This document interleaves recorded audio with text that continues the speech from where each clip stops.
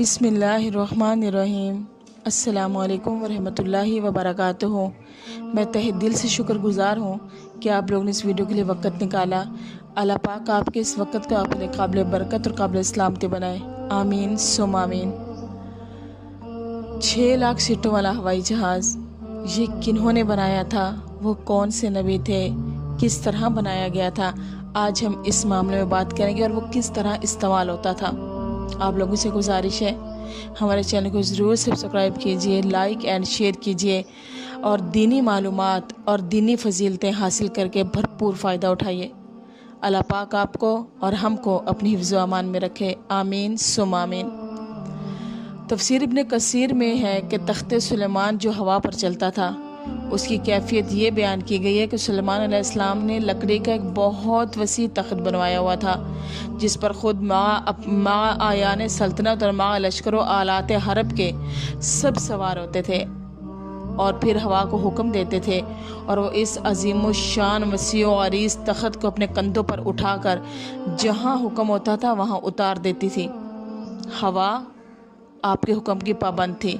यह हवाई तख्त सुबह से दोपहर तक 1 महीना की मुसाफत तय करता था।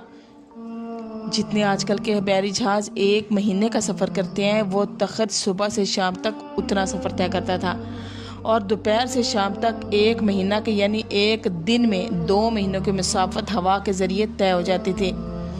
इब्न अबी हातिम ने हज़रत सईद बिन जबीर रहमतुल्लाह अलैह से नकल किया है कि इस तख्ते सुलेमान पर 6 लाख कुर्सियाँ रखी जाती थीं, जिसमें सुलेमान अलैहिस्सलाम के साथ अहले ईमान इंसान भी सवार होते थे और इनके पीछे अहले ईमान जिन बैठते थे। फिर परिंदों को हुक्म होता था, वो बैठते थे, वो इस पूरे तख्त पर साया कर लेते थे परिंदे, ताकि सूरज की गर्मी से किसी को तकलीफ़ ना हो। फिर हवा को हुक्म दिया जाता था और वो इस अजीम शान मजमा को इकट्ठा कर जहाँ हुक्म होता वहाँ पहुँचा देती थी।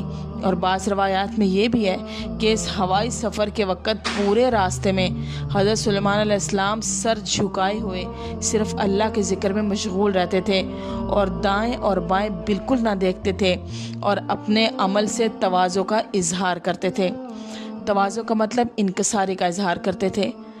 हज़रत सुलेमान अलैहिस्सलाम अल्लाह के नबी, जिनके ताबे अल्लाह ने हवा भी कर दी थी, जिन्नात भी कर दिए थे, चरिंद परिंद भी कर दिए थे, बहुत बाबरकत और बहुत इज़्ज़तों और शानों वाले नबी थे वो उन्होंने जब वो तख्त पर बैठते थे और हर चीज़ उनके मातहत और उनके ताबे होती थी, तो वो उसमें अपना तकब्बुर और गरूर नहीं समझते थे कि मैं बहुत ओहदे वाला हूँ और बहुत ताकतों वाला हूँ, बल्कि वो अल्लाह के ज़िक्र में मशगूल रहते और नीचे मुँह करके अपनी इनकसारी और आजिज़ी का इजहार करते थे। अल्लाह ताला हमें अपने नबियों के नक्शे कदम पर चलने की तौफीक अता फ़रमाए, ताकि हमारे पास अगर अल्लाह दौलत दे, शोहरत दे, इज़्ज़त दे, ताकत दे, तो हम लोग तकब्बुर से अपनी गर्दन अकड़ा के ना चलें। हम लोग तकब्बुर से ज़मीन पर चलने वालों को, अपने से नीचे चलने वालों को कीड़े मकोड़े ना समझें। हम हर किसी के साथ वही सलूक करें जो हमारे नबी अपनी रियाया के साथ करते थे। और सबसे बड़ी बात, रहमतुल लिल आलमीन मोहम्मद अरबी सल्लल्लाहु अलैहि वसल्लम ने अपनी उम्मत के साथ किया। आप गरीबों में बैठना बहुत ज़्यादा पसंद फरमाते थे। आप अगर कोई गरीब होता तो उठ के उसका इस्तकबाल भी करते थे। आपने कभी तफर्रुक और फ़र्क महसूस नहीं किया था गरीब और अमीर में। अल्लाह पाक, अल्लाह रब्बुल इज़्ज़त हमें अमल की तौफीक अता फ़रमाए। आप लोगों से एक बार फिर गुजारिश है, हमारे चैनल को ज़रूर सब्सक्राइब कीजिए, लाइक एंड शेयर कीजिए, दुआ में याद रखिए।